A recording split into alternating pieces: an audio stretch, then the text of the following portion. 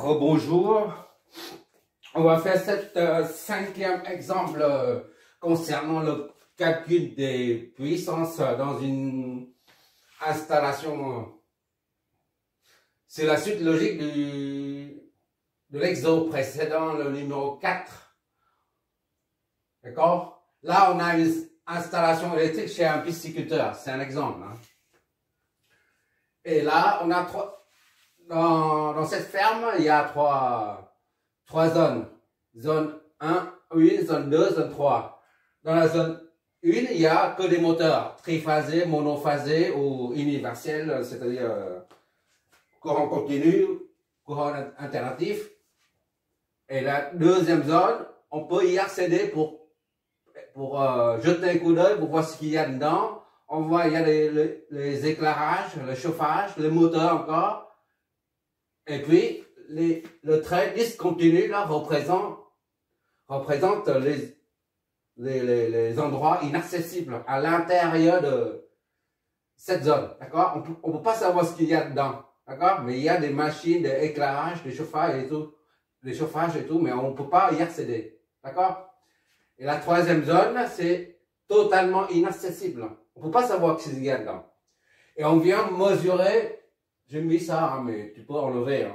C'est juste pour matérialiser, pour montrer un peu, concrétiser un peu les mesures. Voilà, sinon on va effacer tout de suite. On vient mesurer les puissances aux bornes de chaque zone. D'accord? Là, on mesure les puissances et le facteur de puissance de cette zone-là. Et on vient mesurer la deuxième zone. C'est pareil. Ainsi de suite. Pour la troisième zone, c'est pareil. On ne sait pas ce qu'il y a dedans, mais on fait des mesures. D'accord? Bon, ça c'est juste pour te montrer. Ça c'est parce que les wattmètres ne sont pas branchés comme ça. D'accord? C'est juste pour montrer le propos. Comme quoi on fait des mesures pour relever les puissances tirées, absorbées par chaque zone. Voilà.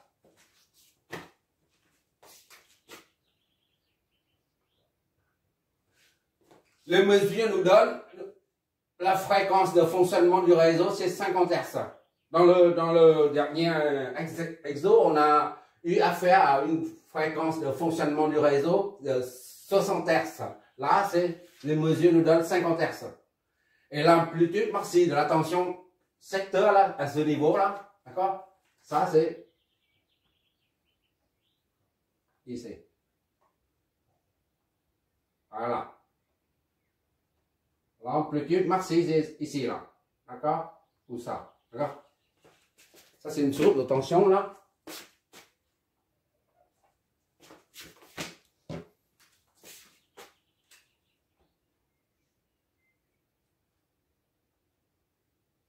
Voilà.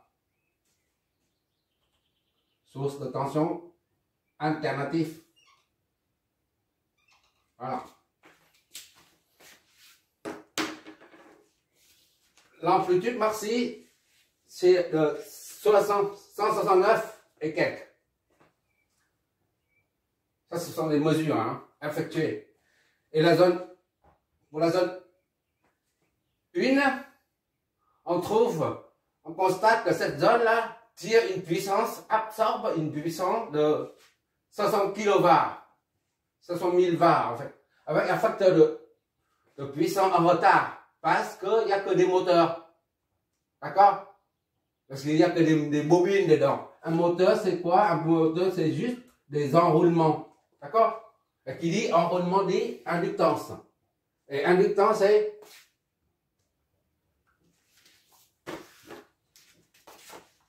courant, tension. D'accord? Et le courant est en retard. D'accord? Et la tension est en avant. Voilà. Et pour rattraper I, pour rattraper V, il faut qu'il fasse un angle phi qui est positif. Donc I est en retard. D'accord? C'est juste un rappel. Facteur de puissance. Et la zone 2 absorbe 90 kW. ça fait 90 000 watts. En plus de la puissance active, il y a une puissance réactive qui est de 50 kW avec un facteur de puissance en avance. Ça, c'est pour un condensateur. Ce qu'il y a, le circuit est capacitif. Capacitif. Alors, là, c'est un condensateur, c'est la tension est en retard. D'accord? Tension est en retard et le courant est en avant. D'accord? À la fermeture, le condensateur se comporte comme un court-circuit. Il faut que les charges s'accumulent pour engendrer une tension. D'accord? On peut expliquer ça comme ça pour mieux visualiser le truc.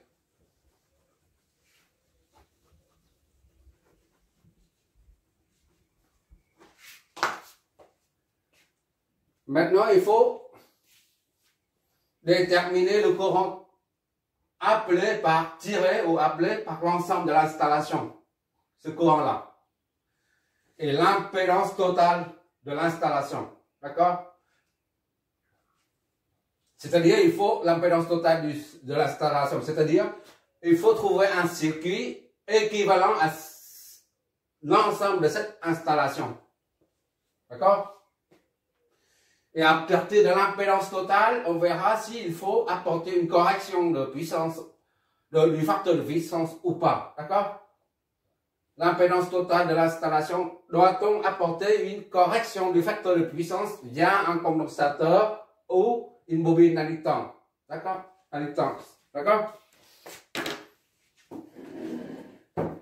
Bon, pour ça, comment on fait? On raisonne, puisqu'il n'y a pas on ne connaît pas la valeur de l'impédance de l'installation. Donc, on fait comme l'exo numéro 4, on raisonne à l'envers, à Verlan. On parle des cosinus de la puissance complexe, on remonte pour trouver Z, I et Z, le courant et l'impédance totale du circuit. Avant de analyser, on a une remarque à faire ici. Il y a trois cosinus, trois facteurs de puissance. D'accord? Ça, c'est F1. Zone 1, c'est F1. Zone 2, c'est F2. FP2, FP3. Voilà. Il ne faut pas oublier, on a dit, quand il y a trop de... Pendant l'exo numéro 4, on a dit on ne peut pas corriger une installation quand il y a trois facteurs de puissance. Tu te rappelles? Mais là, c'était... On a pris un exemple comme ça. Là. Je me rappelle. Là. D'accord? Ça, c'est entre phases. Câble entre phases. Le deuxième, c'est comme ça, quelque chose comme ça. Je ne me rappelle pas. Voilà.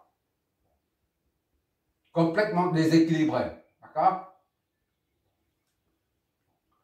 Et le troisième, tu regarderas la dernière vidéo, vidéo 3, 4. Je ne me rappelle pas trop, mais bon, c'est pas grave. On a dit, là c'est le cosinus ici, là, cos 1. Et ici c'est déphasage cos 2. On suppose qu'on a ça, cos 2 et cos 3. On ne peut pas déterminer additionner tous les facteurs de puissance et puis faire une moyenne. Là, on peut travailler avec, faire additionner ou on va se débrouiller, d'accord? Mais ici, on ne peut pas parce qu'il s'agit du triphasé, tout simplement. Et dans ce cas-là, il faut concevoir, dimensionner un compensateur, d'accord? Triphasé. Ça, je crois que j'ai assez dessiné ça comme ça.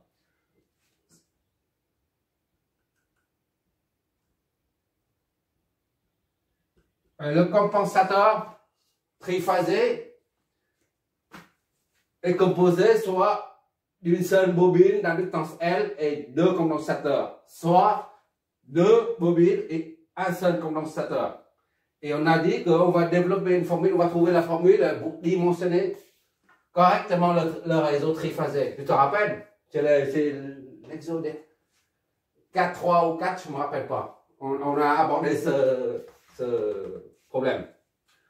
Bon, ça, il faut qu'on voit clairement de quoi il s'agit quand il y a une résistance, par exemple. D'accord? Si il y a une inductance. D'accord? Et le troisième, c'est ça. Capacitance. RNC. Si tu ne calcules que pour ça, là, tu auras un phi R. D'accord? La puissance complexe est égale à ça fois phi R. Et phi R est nul, puisqu'il n'y a pas de déphasage. D'accord? Ça, c'est le cosinus de 0, c'est 1. D'accord? Tandis que ça, pour ça, là, tu as quelque chose de plus S, phi qui est positif. D'accord? Ça, c'est aussi un cosinus, là. Cosinus de quelque chose qui est positif. D'accord? Ça donne, disons, 38 de 0,8, par exemple. Ou 0,9. Voilà. Et ainsi de suite, si tu calcules ça, seulement tu auras cosinus 3 de cosinus 1. 1, 2, 3. D'accord? Et ici, tu auras S qui est égal à le module fois phi qui est négatif. D'accord? Parce que c'est capacitif. Et si tu, au lieu de faire ça, là, tu calcules le tout en même temps. C'est un seul cosinus phi. Cosinus phi somme, par exemple. D'accord? Mais c'est pareil ici. Au lieu de mesurer chaque zone, zone 1, zone 2, zone 3, et puis relever chaque facteur de puissance le facteur de puissance de chaque zone, après tu peux très bien mesurer le facteur de puissance de l'ensemble. D'accord? Je ne sais pas si tu vois ce que je veux dire.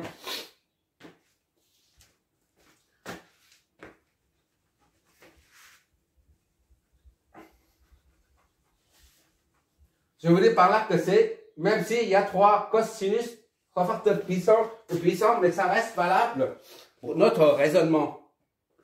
D'accord? Bon, maintenant, on va entrer dans le vif du sujet. On va commencer par la première zone, d'accord? La zone Z, disons ça c'est zone Z1. Z2 et Z3, d'accord? Z1, Z2 et Z3, voilà.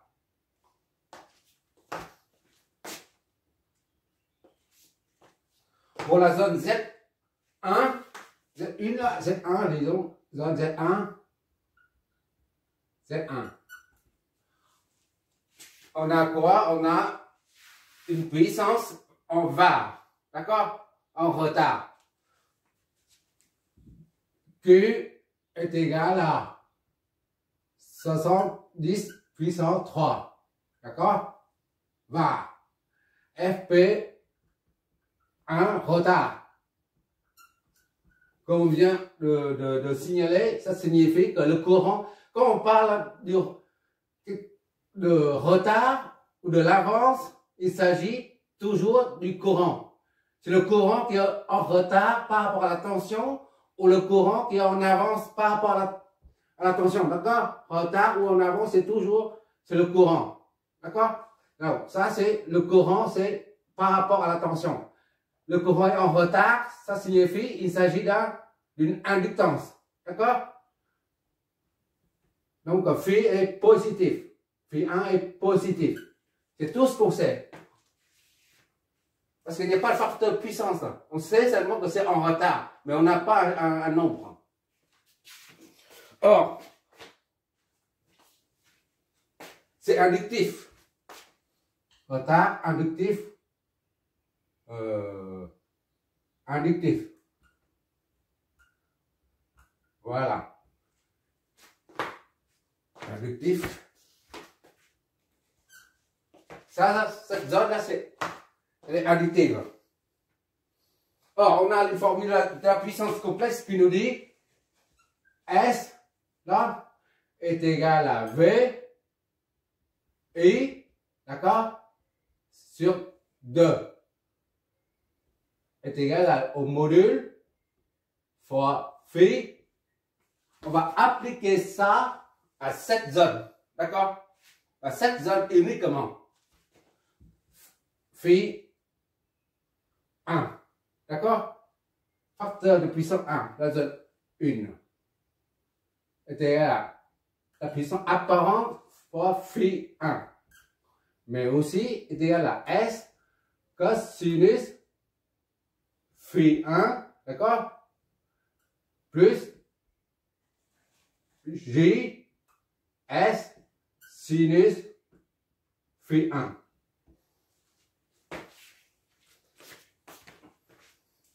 Avec S cosinus, c'est la partie réelle qui est la puissance active.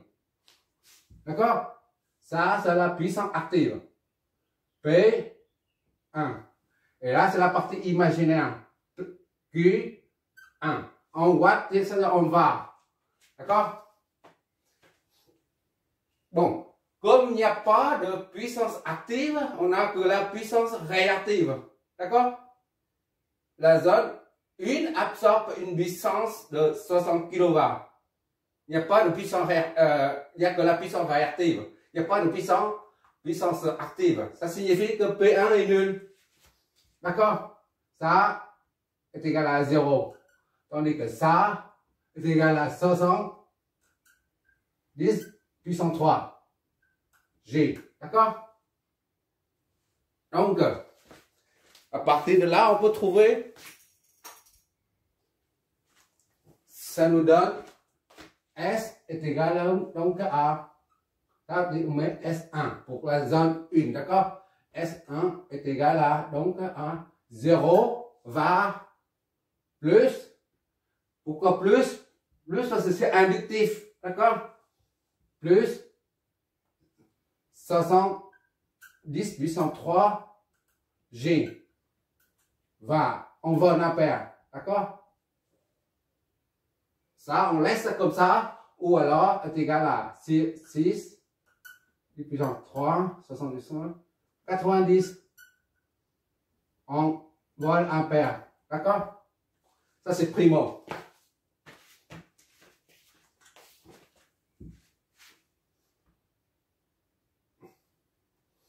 Ça, c'est égal à 60, doucement, G, voilà.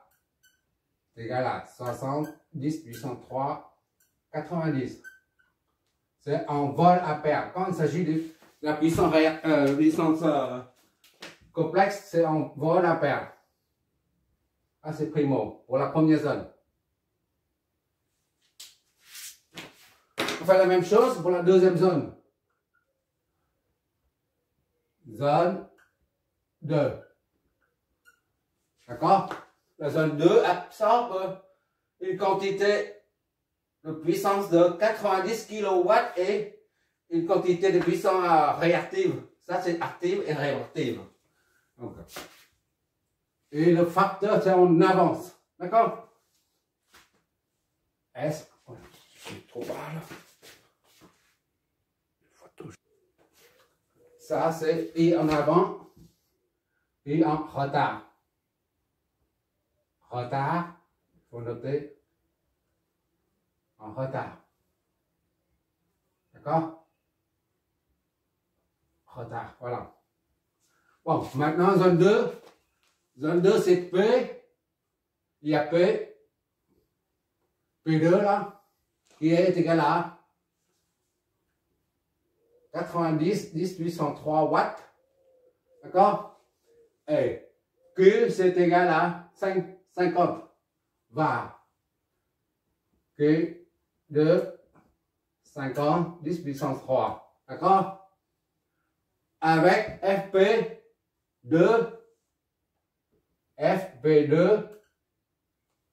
en avance. D'accord?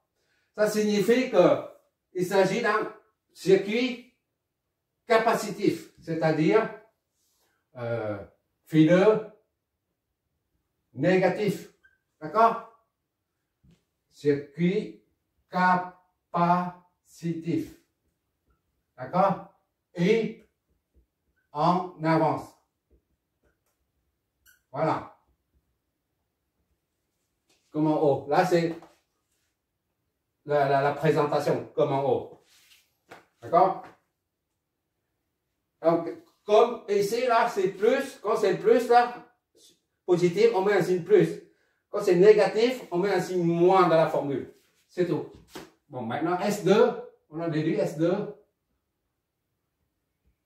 S, la puissance complexe concernant uniquement la zone 2 est égale à. On se sert de ça seulement. D'accord? Là, on ne s'occupe pas de ça. Il y a 1, 2, 3, 4 formes différentes.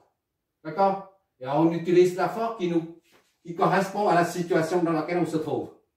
D'accord? Ici, si on utilise ça, on utilise cette formule-là. Cosinus de phi 1, phi 2, maintenant c'est phi 2, d'accord? Moins parce que c'est capacitif. Le phi 2 est négatif, d'accord? Quand c'est en avant, ça signifie que le phi 2 est négatif. L'angle de déphasage est, le facteur de puissance est négatif. L'angle de phase est négatif. Moins J sinus phi 2. D'accord? Au lieu de phi 1. Voilà. Là aussi, on n'a pas le facteur de puissance. Mais on peut en déduire. Hein. On peut en déduire la facteur de puissance en prenant l'arctangent. Arctangent de ça. Il est où là? De ça sur ça. D'accord? Mais on sait pas. On n'en a pas besoin. D'accord? Là, c'est pour dire simplement que ça, c'est la puissance active. D'accord? P2. Et ça, c'est Q2. D'accord? Donc, S2 est égal à P2, c'est 90. J'essaie de détailler étape par étape. Ne l'air pour prendre. Hein. Moins 4. Q2, c'est combien on a dit? 50, 10, puissance 3, G. D'accord? Bon, on laisse ça comme ça. On n'a pas besoin de convertir. Voilà, paire. Là, j'ai converti parce que j'ai vu le J. Je mets tout de suite 90. Ici, on ne voit pas. Là. Donc, faut convertir avec la calculatrice. Bon, on laisse ça comme ça parce que pour l'instant, on n'a pas besoin. S2, là, comme ça. Je ne sais pas si je vois là, la dernière ligne. Bon, je passe de l'autre côté, je sais. Bon, Z3, zone 3. On a quoi? Il n'y a que la puissance active. Il n'y a pas de puissance réactive. D'accord? P3 est égal à 100 kW.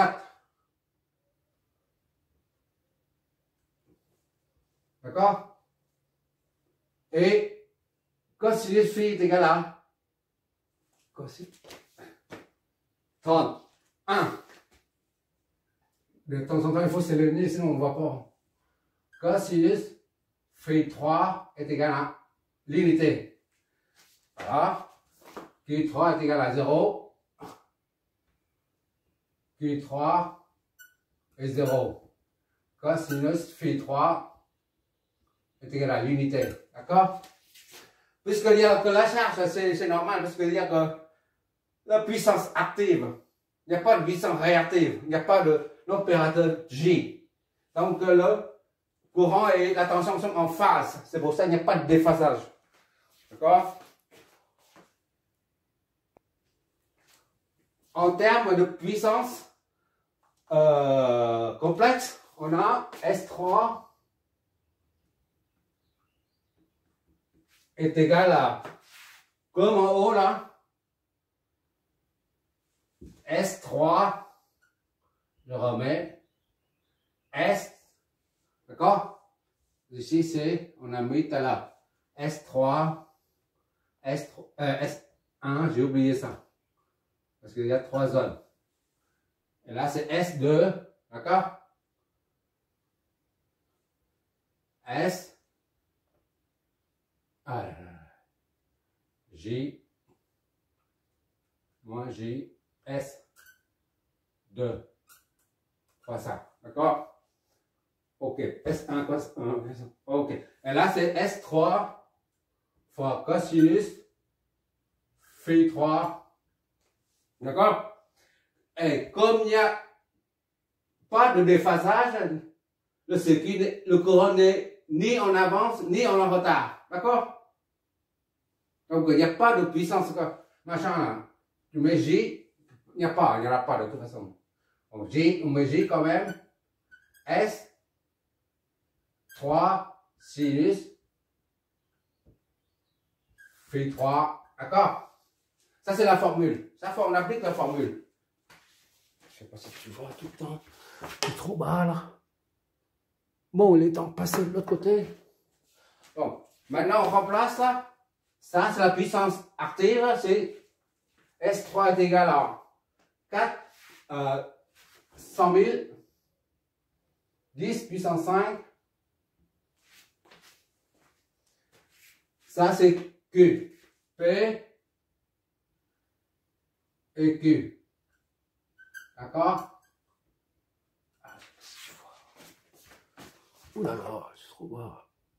C'est tangente. Ok, c'est bon.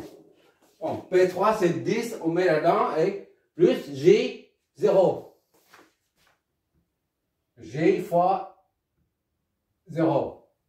D'accord? Donc, S3 est égal à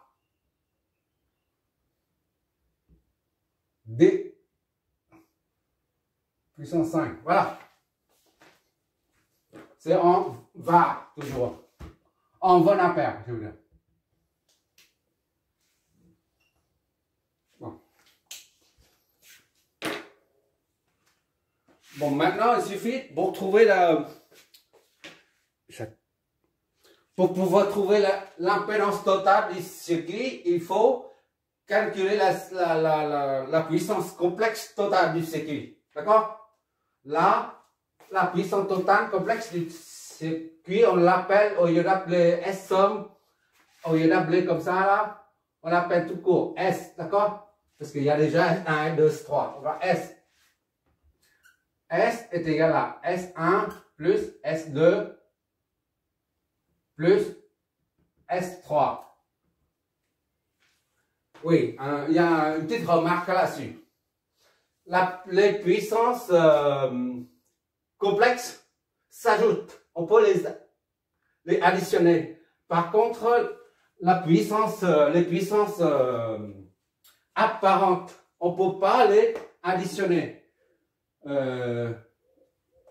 Là, c'est la puissance apparente, d'accord? Là, c'est pareil, puissance apparente. S.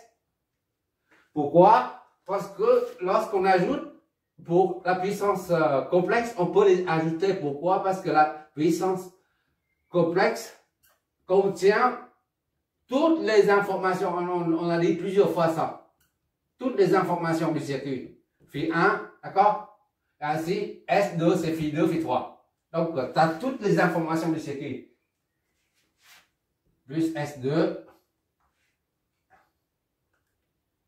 Phi 2, pareil. Ainsi de suite. Chaque fois, tu as le module des phases, Tu ajoutes tout ça et ça marche. Par contre, la puissance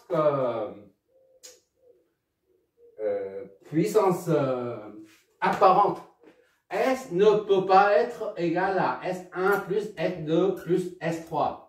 D'accord? Pourquoi? Parce que lorsqu'on parle de la puissance apparente, on ne tient pas compte du tout du déphasage, de l'angle phi.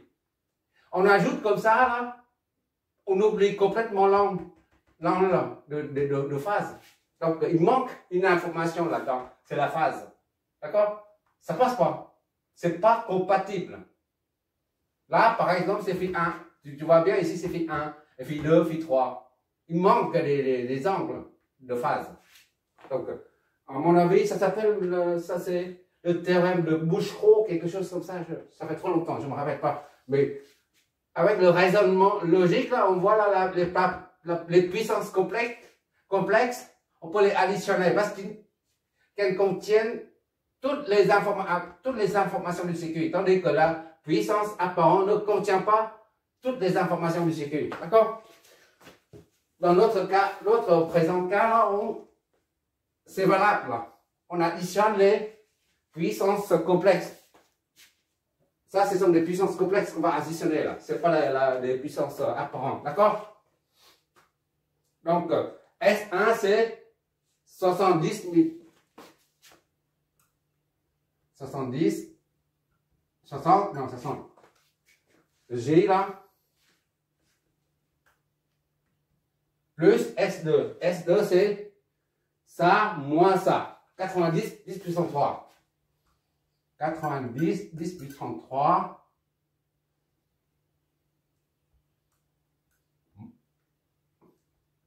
Moins S2 moins 50, 10 puissance 3. 10 puissance 3, c'est ça, hein? G. Et plus S3. S3, c'est là. 10 puissance 5. D'accord? Le taux, ça nous donne combien?